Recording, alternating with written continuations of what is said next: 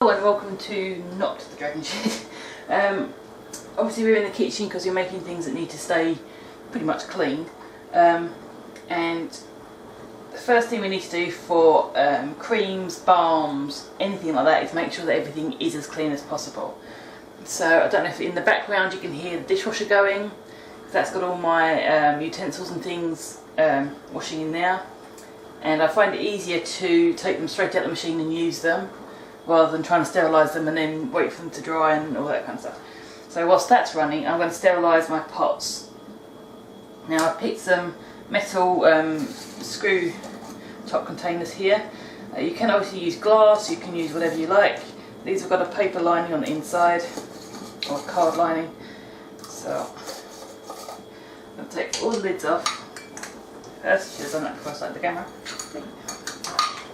So these ones are for lotions, obviously. Well, actually not obviously, it could be anything. These are 100ml containers.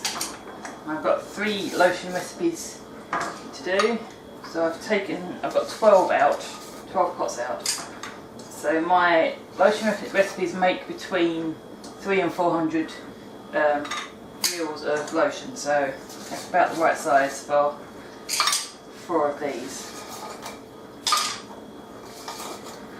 So, the dishwasher's just gone on, so I've got a couple of hours, which is pretty much ideal for these. So what I'm going to do is I've got here some isopropyl alcohol, which is rubbing alcohol. So I'm just going to spray a couple of times into each pot. And that will sterilise the surface. Because with these, if I try and wash them, stick them in the dishwasher, they're going to rust. Well, they're going to at least get a film on them. So I'm just a couple of sprays and stick them upside down onto a rack. So this alcohol is going to evaporate off, and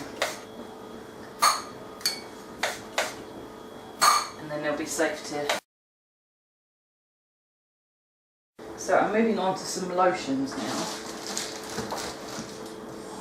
I'm not sure what order these are going to come out in, so it might be a little disjointed. So this one is my first, but a very basic lotion. This is more of kind of a gardener's kind of rough hands kind of lotion, and it's all measured in cups, which makes everything a little bit interesting. So I want half a cup of beeswax, and that ain't gonna happen. So I'm just gonna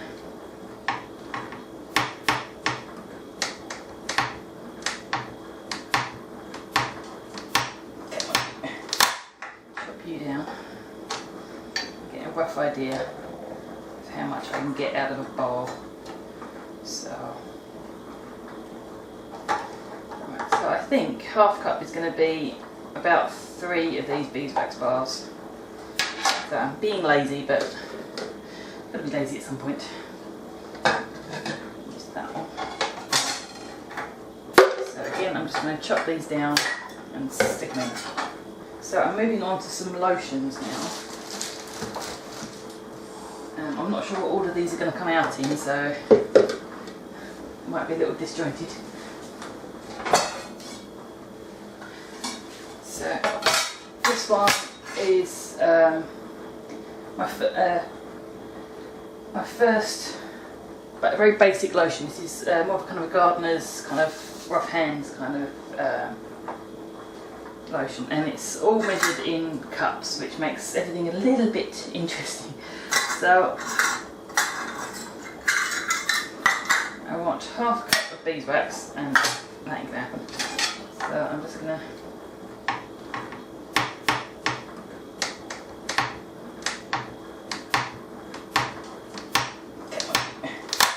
chop you down, get a rough idea of how much I can get out of a bowl. So I think half cup is going to be about 3 of these beeswax bars. So I'm being lazy, but I'm going to be lazy at some point. Just that one. So again, I'm just going to chop these down and stick them in.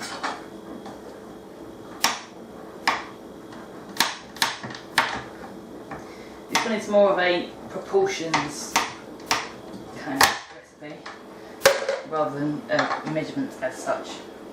So you want equal quantities of beeswax, olive oil and coconut oil.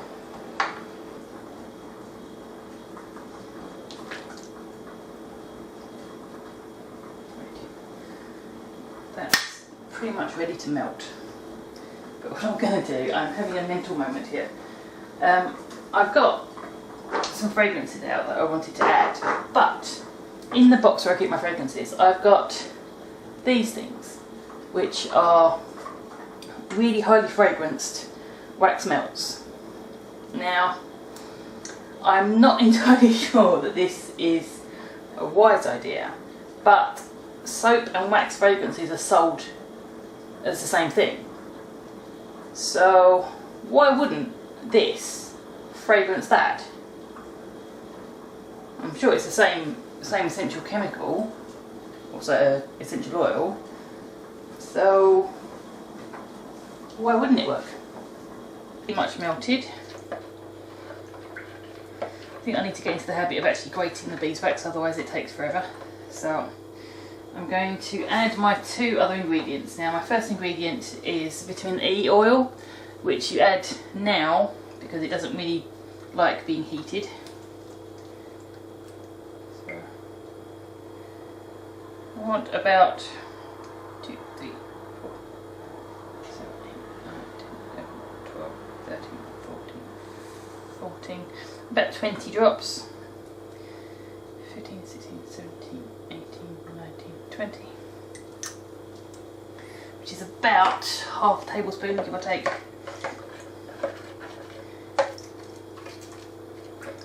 Stir through, and now I'm going to add my mental ingredient. So this is 1/2 of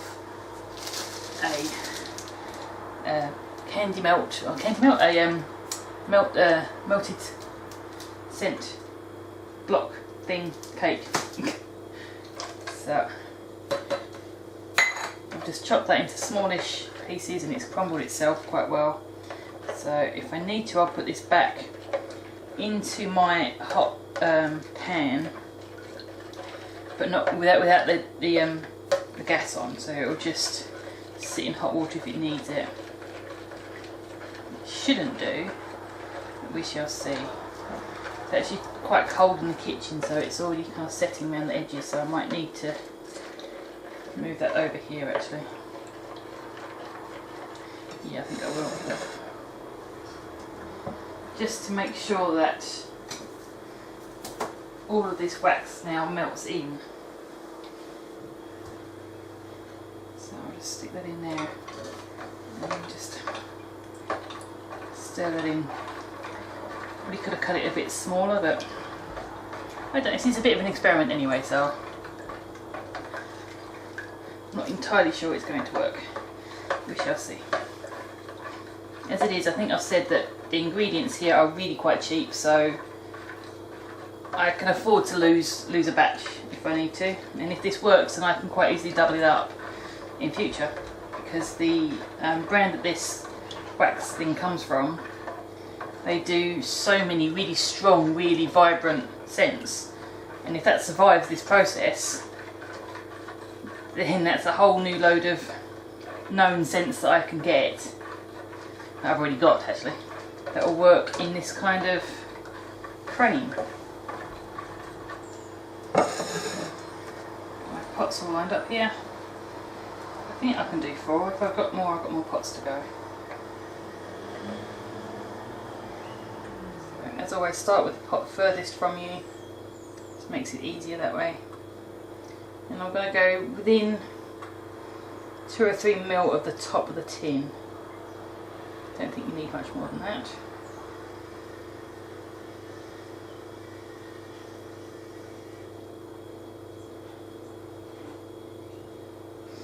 Yep, and I need at least another 2.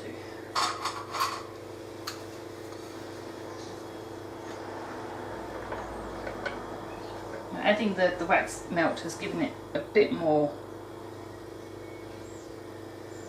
in terms of amounts generally, but I think I need to remeasure or get some slightly more accurate tins. These are supposed to be hundreds, and this is supposed to be a 400 gram batch, so one of us is wrong.